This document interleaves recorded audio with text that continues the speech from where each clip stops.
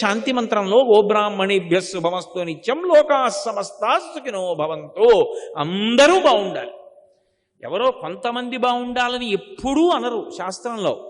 కాబట్టి అటువంటి గోవులకు బాధయనచు కుందెదననగా, అటువంటి ఆశ్రమాలన్నీ కూడా దెబ్బతింటాయి, అటువంటి వస్తువులన్నీ పాడైపోతాయి. కలియుగంలో ఉండేటటువంటి ప్రభావం అలా ఉంటుంది. కాబట్టి దేవతలకు, ఋషులకు, పితృదేవతలకు, నాకు, నీకు, నానావర్ణాశ్రమములకు, ధీయుతులకు, గోవులకును బాధయనచు కుందెదననగా.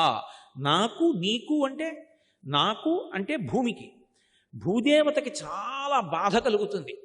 భూదేవతకి బాధ ఎందుకు కలుగుతుంది అంటే, భూమికి బాధ కలగడానికి కారణం భగవంతుడు చెప్పినట్టుగా బ్రతకనటువంటి వాళ్ళు ఎక్కువైపోవడం చూసి భూమి బాధపడుతుంది.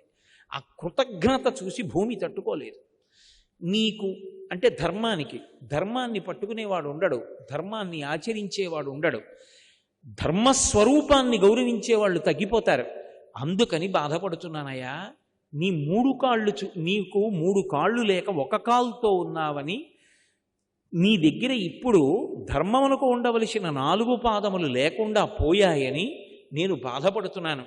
కాబట్టి కలియుగం ప్రవేశిస్తే ఇంత దారుణంగా ఉంటుందని నా బాధ. ఇంకా రాబో కాలం ఎలా ఉంటుందో, ఎంత భయంకరమైనటువంటి పాపకర్మలు లోకంలో జరుగుతాయో అందుకు ఏడుస్తున్నానయ్యా అంది. ఈలోగా కలిపురుషుడు ఎక్కడి నుంచో రాని వచ్చాడు. చూస్తున్నాడు పరీక్షిత్ మహారాజు గారు. ప్రవేశించాడు. భూమి, ధర్మము, కలిపురుషుడి గురించి కలియుగం వస్తే ఎలా ఉంటుందో దాని గురించి చెప్పుకుంటున్నటువంటి మాటలు వింటున్నాడు పరీక్షిత్. వచ్చాడు ఎక్కడి నుంచో.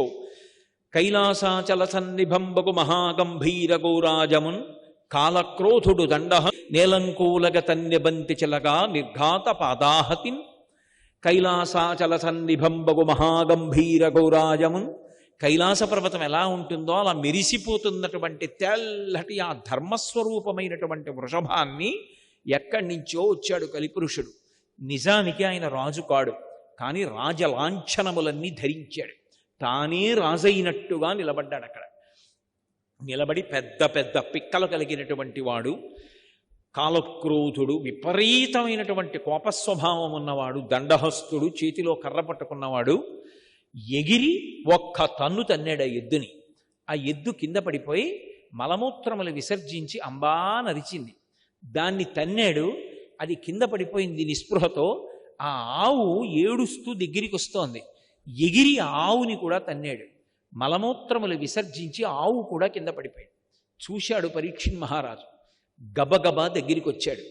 ఆ కలిపురుషుణ్ణి పట్టుకున్నాడు. పట్టుకుని ప్రశ్న వేశాడు. ఏమయ్యా, వాచవి అయిన గడ్డి తిని వాహినిలందు జలంబు త్రాగగా నీ చరణంబులెవ్వడిటు నిర్దలితంబుగ చేసే వాడు తా ఖేచరుడైన వాని మణికీలిత భూషణయుక్త బాహులన్ వేచని త్రుంచి వైచు వినువీధికి మేగిన నెలడాగినన్ అన్నాడు. ఆ ఆవుని ఎద్దుని చూసి, మీరేమిటి చేసింది అపకారం లోకానికి? వాచవి అయిన గడ్డి తిని, ఎవ్వడికి అక్కర్లేని గడ్డి మీరు తింటున్నారు. గడ్డి తిన్నటువంటి ఎద్దు నాగలికి కట్టి దున్నితే ఏరువాక పౌర్ణమి అని ఎద్దుకి పూజ చేస్తారు. ఎద్దుకి పూజ చేసి, అలాగే శ్రావణ మాసంలో మళ్ళీ చిట్ట చివరి రోజు దగ్గరికి వచ్చేటప్పటికి వృషభ పూజ, మళ్ళీ పోలామావాస్య, పోలాలమావాస్య కాదు, కందమొక్క పూజ ఆ రోజు కాదు, పోలామావాస్య అంటే వృషభ పూజ. వృషభ పూజ చేస్తారు. ఎందుకని? వృషభం యొక్క కంఠం మీద, మెడ మీద నాగలి పెట్టి దున్నుతున్నప్పుడు దాని యొక్క డెక్కలలోంచి అమృత బిందువు పడుతుంది అని. ఆ పంట తిన్నటువంటి వాళ్ళకి నేత్ర సంబంధమైన వ్యాధులు ఉండవు అని వేదం. కాబట్టి వృషభము అనుగ్రహిస్తోంది గడ్డి తిని, ఆవు గడ్డి తిని పాలిస్తోంది. బిడ్డలు, తల్లి లేనటువంటి బిడ్డలు పాలు తాగుతున్నారు, తల్లి పాలు లేని పిల్లలు పాలు తాగుతున్నారు. అన్నిటినీ మించి పరమ రోగగ్రస్తమైన శరీరం ఉన్నవాళ్ళు పాలు తాగుతున్నారు, భగవదారాధనలో ఉన్నటువంటి వాళ్ళు పాలు తాగుతున్నారు. లోకంలో జంతువుల నుండి వచ్చేటటువంటి పాలు రజోగుణ తమోగుణాల్ని పెంచుతాయి, ఆవు నుంచి వచ్చేటటువంటి పాలు సత్వగుణాన్ని పెంచుతాయి. అందుకే సన్యాసాశ్రమంలో ఉన్న వాళ్ళు కూడా ఆవు పాలు తాగుతారు. ఇంత గొప్పదైనటువంటి ఆవు, సాక్షాత్ పరదేవతాస్వరూపమైనటువంటి ఆవు గడ్డి తిని ఎవరికీ పనికి రాకుండా ప్రవహిస్తున్నటువంటి మురుగుడు కాలవలలోని నీళ్లు తాగుతోంది. ఇక్కడ బ్రతకడానికి, ఆ పాలు పట్టుకెళ్ళి అభిషేకం చేస్తే ఊర్ధ్వలోకాలు పొందడానికి, పాపము నశించడానికి కావలసినటువంటి విభూతిని మనకు అనుగ్రహిస్తున్నటువంటి ఆవుని, ఎద్దుని తన్నిన వాడెవరు? వాచవి అయిన గడ్డి తిని వాహినులందు జలంబు త్రాగగా నీ చరణంబులెవ్వడి నిర్దళితంబుగా చేసే వాడు తా ఖేచరుడైన వాని మణికీళిత భూషణయుక్త బాహులం వేచని త్రుంచివయితు. ఎవడు ఇలా కొట్టాడో మిమ్మల్ని, ఎవడు ఇలా పడగొట్టాడో వాడు మణులతో కూడినటువంటి పెద్ద పెద్ద భుజకీర్తులను పెట్టుకుని ప్రకాశిస్తున్నటువంటి ఆకాశంలో తిరగగలిగినటువంటి శక్తి కలిగినటువంటి దేవత అయినప్పటికీ కూడా వాడి భుజములు నరికేస్తారు. వాని మణికీళిత భూషణయుక్త బాహులం వేచని త్రుంచివయితు వినివీధికి నేగిన నెలదాగినన్. వాడు ఆకాశంలోకి పారిపోని, భూమిలో దూరిపోని విడిచిపెట్టారు. వీడేనా అమ్మా ఈ అపకారం చేసినవాడు? ఎందుకు చేశావురా? నీ ఇంటికి వచ్చిందా? నిన్ను నీళ్ళు అడిగిందా? అన్నం పెట్టావా? నిన్ను పొడిచిందా? దేనికి దాన్ని తన్నావు? ఇప్పుడే నిన్ను సంహరిస్తున్నాను. చెయ్యకూడనటువంటి పని చేశావు అంటే మరి ధర్మం ఎందుకు చంపేయాలి దానికి? అంటే అది పరీక్షిన్ మహారాజు గారి యొక్క గొప్పతనం. శ్రీకృష్ణ భగవానుడి యొక్క మేనల్లుడి కుమారుడు, విశేషించి ధర్మరాజు గారి యొక్క పౌత్రుడు. ధర్మం చెప్పద్దు. ఆయన అన్నాడు, అమ్మా సాధువులకు జంతువులకు బాధలు కలిగించు కలుల భంజింపని రాజాధము ఆయు స్వర్గము శ్రీ ధనము వీటిపోవు నిశ్చయము తల్లి అన్నాడు. ఎందుకు వీణ్ణి చంపేస్తానంటున్నానో తెలుసా అమ్మా? లోకంలో ధర్మం ఒకటి ఉన్నది. ఏమిటి ఆ ధర్మం అంటే, సాధువులైనటువంటి జంతువులు కొన్ని ఉంటాయి, మీద పడిచేవి, కరిచేవి, ఇలాంటివి కావు. సాధువులకు జంతువులు అవి కట్టేస్తే కట్టుకొయ్యన పడి ఉంటాయి, వదిలేస్తే ఎవ్వరికీ అక్కర్లేనివి తింటాయి, గడ్డి మొదలైనవి. ఇహము పరము కూడా ఇవ్వగలిగినవి. వాటికి నమస్కారం చేస్తే చాలు, పరదేవతకు అందుతుంది. అటువంటి ప్రాణులమ్మ, అటువంటి సాధువులకు జంతువులను భంజించడి కలుల, వాటిని ఇబ్బంది పెట్టేటటువంటి కలులుంటారే పాపాత్ములు, వాళ్ళని శిక్ష వెయ్యనటువంటి రాజు అధముడు. అటువంటి అధముడైనటువంటి రాజుకి శ్రీ ఆయుర్దాయం తగ్గిపోతుంది, ఐశ్వర్యం తగ్గిపోతుంది. ఈ రెండిటితో పాటు ఊర్ధ్వలోకవాసం ఇవ్వరు. కాబట్టి శ్రీ ధనము స్వర్గము వీటిపోవు సిద్ధము తల్లి. అమ్మా, ఇది ఎవడు నిర్వహించడో అటువంటి రాజు ఆయుర్దాయాన్ని, ధనాన్ని, స్వర్గలోకాన్ని కూడా పోగొట్టుకుంటాడు. అందుకే సాధువులైనటువంటి మీ జోలికి వచ్చాడు కాబట్టి వీణ్ణి చంపేద్దాం అనుకుంటున్నాను, నేను దోషం చేయలేదమ్మా అని ఆయన అన్నాడు. అమ్మ, లోకంలో రాజు అనబడేటటువంటి వాడు కొన్ని ధర్మముల కోసం కూర్చుంటాడు సింహాసనం మీద. ఆ ధర్మాన్ని నిర్వహించినప్పుడు ప్రభువు సింహాసనం మీద కూర్చునేటటువంటి అర్హత ఉండదు. నాకు సింహాసనం మీద కూర్చుని పట్టాభిషేకం పొందినటువంటి మహారాజుగా నాకు కొన్ని ధర్మాలు ఉన్నాయమ్మా. ఈ దుష్టజన నిగ్రహంబును శిష్టజన రక్షణంబును. దుష్టజనుల్ని నిగ్రహించాలి, శిష్టజనుల్ని, మంచి వాళ్ళని కాపాడాలి.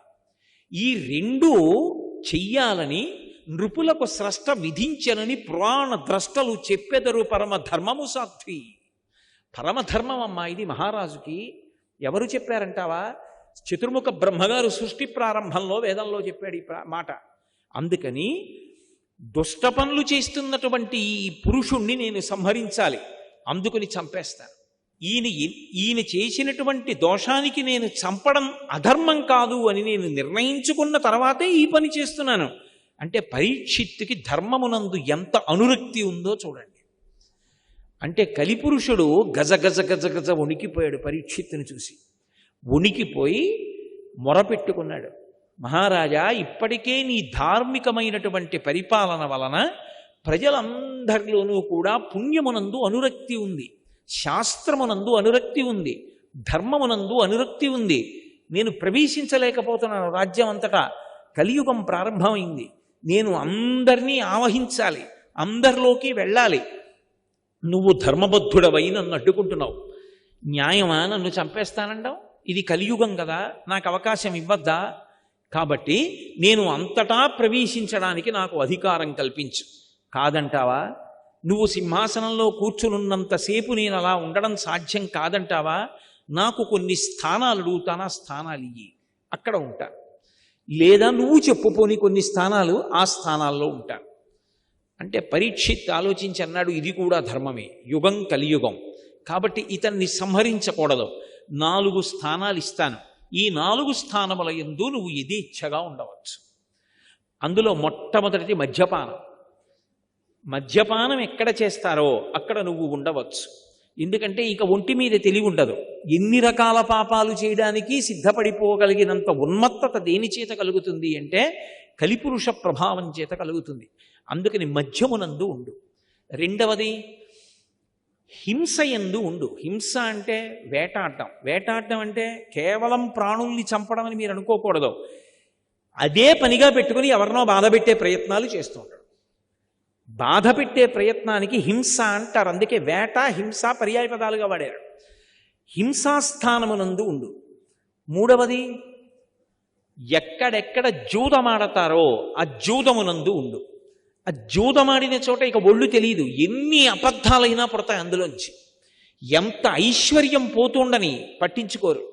అందుకే మానాభిమానముల గురించి కూడా చూసుకోడు. కాబట్టి జూదం ఆడుతున్న చోట ఉండు.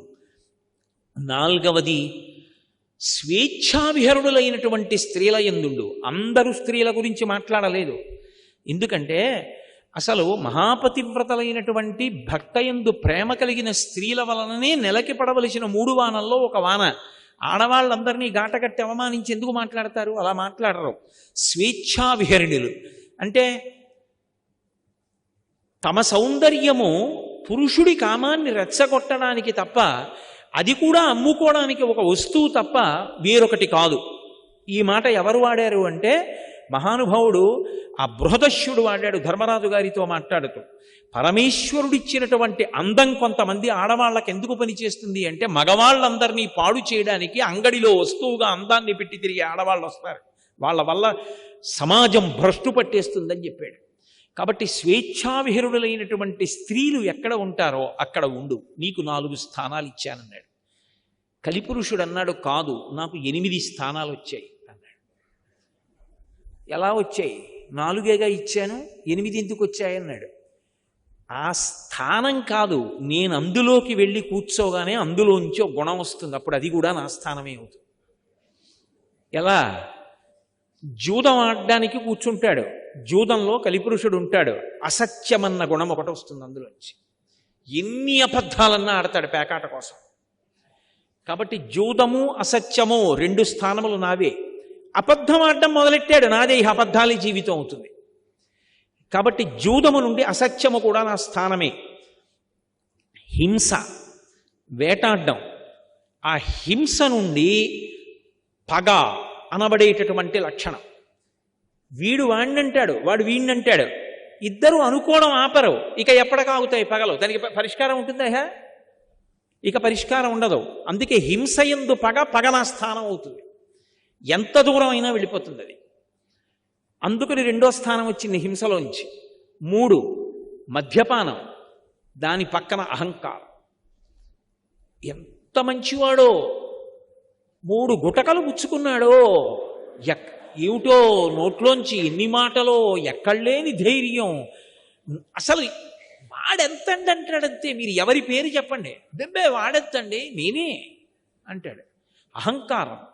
కాబట్టి మద్యపానం ఒక స్థానం నువ్వు ఇచ్చావు, అహంకారం ఒక స్థానం వచ్చింది నాది. 6 స్వేచ్ఛావిహరులైనటువంటి స్త్రీలు వాళ్ళొక్కళ్లే కాదు, అలా వాళ్ళు కనపడినందుకు పాపం ఎవడి పని వాడు చేసుకుంటున్న వాళ్ళు కూడా వాళ్ళు అలా కనపడినందుకు కామం విశృంఖలత్వంతో పుట్టేస్తుంది. పుట్టేసి ఎంతోమంది సర్వనాశనం అయిపోతారు పురుషులు. కాబట్టి ధర్మబద్ధము కానటువంటి కామమునకు వేరొక స్థానం లభించింది నాకు స్వేచ్ఛావిహరులైన స్త్రీల వల్ల. కాబట్టి 8. మహారాజా నువ్వు 4 ఇచ్చావు, 4 తమంత తాము నాకు వచ్చాయి. 8 నేను అడగలేదు, నేను నాకు కూడా అడగడానికి అవకాశమే. ఒక్క స్థానం నేను అడుగుతాను ఇమ్మన్నాడు. మహారాజన్నవాడికి ఓ ధర్మం ఉంటుంది. తనని ఆశ్రయించిన వాడు అడిగితే కాదు పొమ్మనలేడు. ఏం కావాలన్నాడు? బంగారమునందు స్థానం ఇమ్మన్నాడు. ఇప్పుడు అక్షయ తృతీయ నాడు బంగారం కొనమని ఎవడు చెప్పాడు? అక్షయంగా పెరుగుతుంది కలి. అక్షయ తృతీయ నాడు బంగారం కాదు కొనవలసింది, అక్షయ తృతీయ నాడు ఇవ్వవలసింది జలభాండం. నీళ్లతో ఉన్న కుండ శుభ్రంగా 2 రోజుల ముందు కడిగి చల్లటి నీళ్లు పోసి ఏలాలభంగ కనసార సుగంధి తీర్థం దివ్యం వియచ్చరితే ఘటేషు పూర్ణం అన్నట్టుగా అందులో లవంగాలు అవి వేసి సువాసనాభరితమైన నీళ్లతో కూడినటువంటి జలభాండాన్ని దానం చేస్తే అక్షయమై ఏ ప్రాణిగా తానున్నా కూడా నీళ్లకి లోటు ఉండదు. దాహం వేసినప్పుడు నీళ్లు దొరుకుతాయి. ఆ నీళ్లు దొరకపోవడం పెద్ద బాధ. ఆ రోజు చేసుకున్న పుణ్యం అక్షయం అవ్వాలి. బంగారం అక్షయం అయింది, కలిపురుషుడు కూడా అక్షయం అవుతాడు. ఎందుకు వచ్చింది అది నీకు? ఎవడు చెప్పిన మాట? కాబట్టి బంగారము నాకు స్థానమే.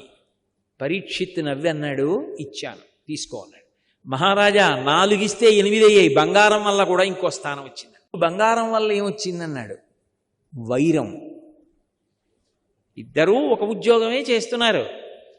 ఆవిడ ఎన్ని నగలో పెట్టుకుంటుంది. వాళ్ళ పుట్టింటి వారు ఇచ్చారని ఊరుకుంటారేమిటి?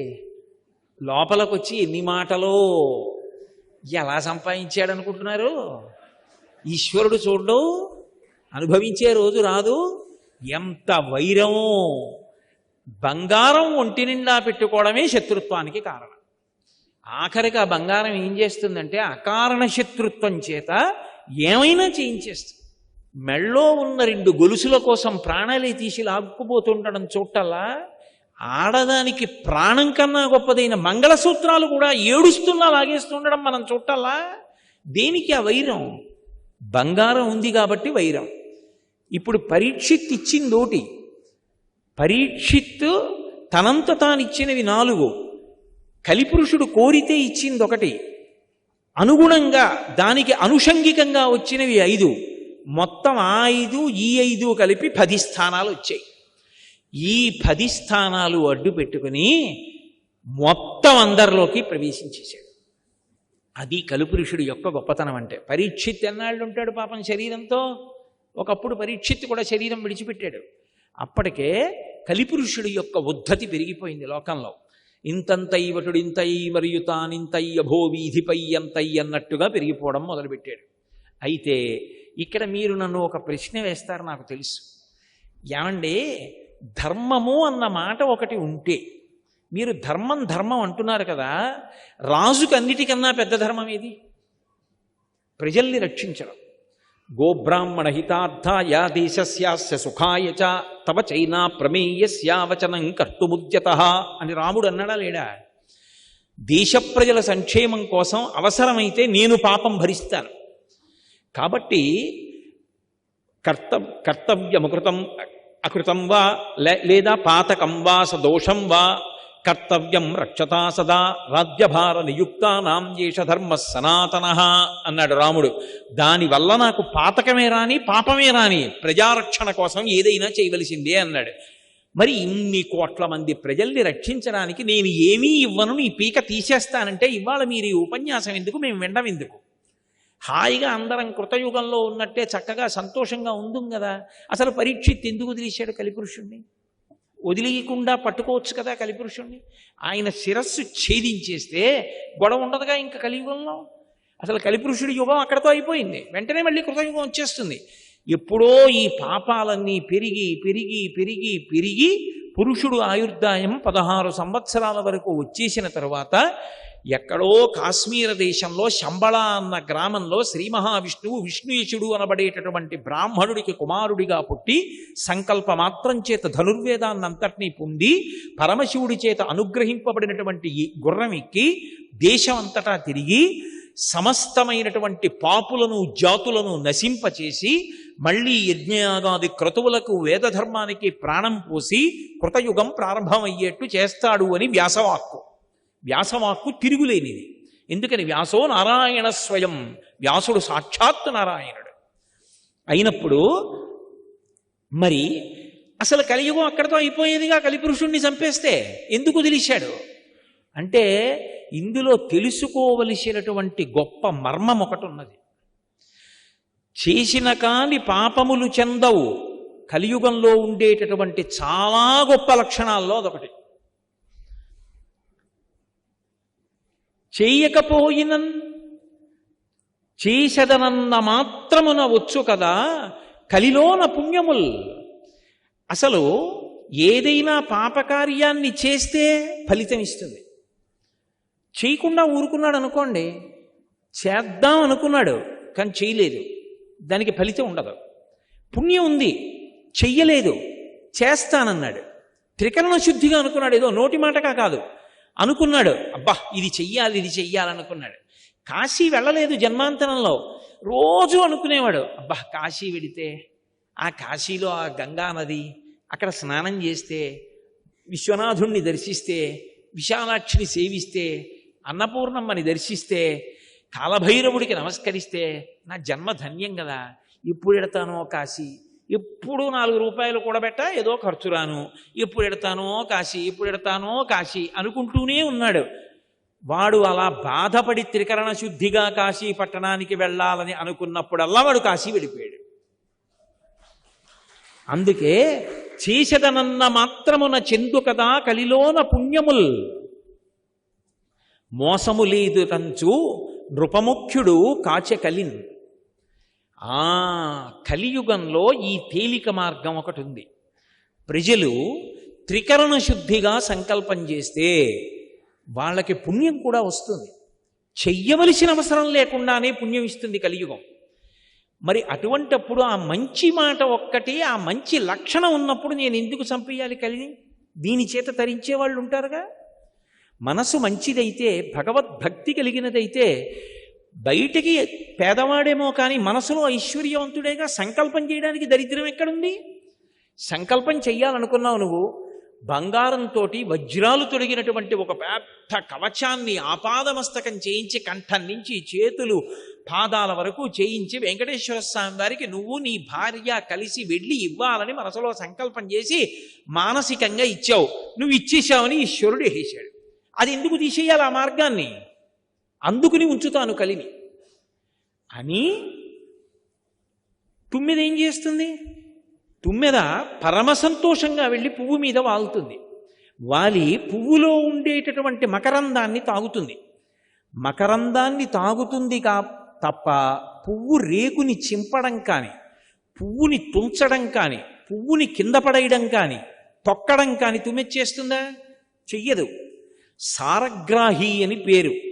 నేను కూడా ఈ కలిపురుషుడి వలన వచ్చేటటువంటి ఇంత గొప్ప ప్రయోజనాన్ని లోకానికి అందకుండా ఎందుకు చెయ్యాలి? అందుకుని వదిలిపెట్టేస్తున్నాను అని కలిపురుషుణ్ణి నిగ్రహించకుండా పరీక్షిత్తు విడిచిపెట్టాడు. లేకపోతే ఎందుకు విడిచిపెట్టకుండా ఉంటాడు? ఎందుకు విడిచిపెట్టేస్తాడు? కలిపురుషుణ్ణి అప్పుడే పరీక్షిత్తు చంపేయాలి. కానీ ప్రమాదం ఎక్కడి నుంచి వస్తుందంటే, అసలు కలిపురుషుడి వలన ఉండేటటువంటి ఉపయోగాన్ని తెలుసుకోకుండా మనసు నిండా కలిపురుషుడే చేరిపోయాడు అనుకోండి, అసలు పుణ్యకర్మ వైపుకి ఆలోచన ఎక్కడి నుంచి ఎడుతుంది? అసలు వెళ్ళదు దాని గురించి ఆలోచన. అప్పుడు పాపము పెరుగుతుంది తప్ప పుణ్యము పెరిగేటటువంటి అవకాశం ఉండదు. అందుకే అంతటి మహానుభావుడైనటువంటి వ్యాసుడు కూడా ఒకానొకప్పుడు నదీ స్నానం చేసి పరమ సంతోషంతో చిందులేస్తూ అరిచాడు, కలిస్సాధుహు కలిస్సాధుహు కలిస్సాధుహు అన్నాడు. కలియుగం గొప్పది, కలియుగం గొప్పది, కలియుగం గొప్పది అన్నాడు. శిష్యులు వెళ్ళి అడిగారు, కలియుగం ఎలా గొప్పదని అడిగారు. ఒరే కలియుగంలో ఒక విశేషం ఉందిరా, అందుకే పరీక్షిత్తు చంపలేదు. త్రికరణ శుద్ధిగా మంచి పని చెయ్యాలని నువ్వు అనుకుంటే అది చెయ్యకపోయినా చేసేసినట్టుగా ఫలితం ఇస్తారు. తప్పు పని చేసిన తరువాత ఫలితం ఇస్తుంది. కాబట్టి కలిపురుషుడి వలన బెంగ లేదు. కలిపురుషుడు ఉన్నతికి కారకుడు. కానీ కలిపురుష ప్రభావానికి అడ్డుకట్ట వేసే సాధన అన్నది కలగలేదనుకోండి, అది లోపల మర్రి చెట్టు పెరిగినట్టు పెరుగుతుంది. ఒకసారి మర్రి చెట్టు పెరిగిపోయిందా ఇక దాని కింద ఏ చెట్టు పెరగదు. సర్వం శ్రీ ఉమామహేశ్వర పరబ్రహ్మార్పణమస్తు. స్వస్తి.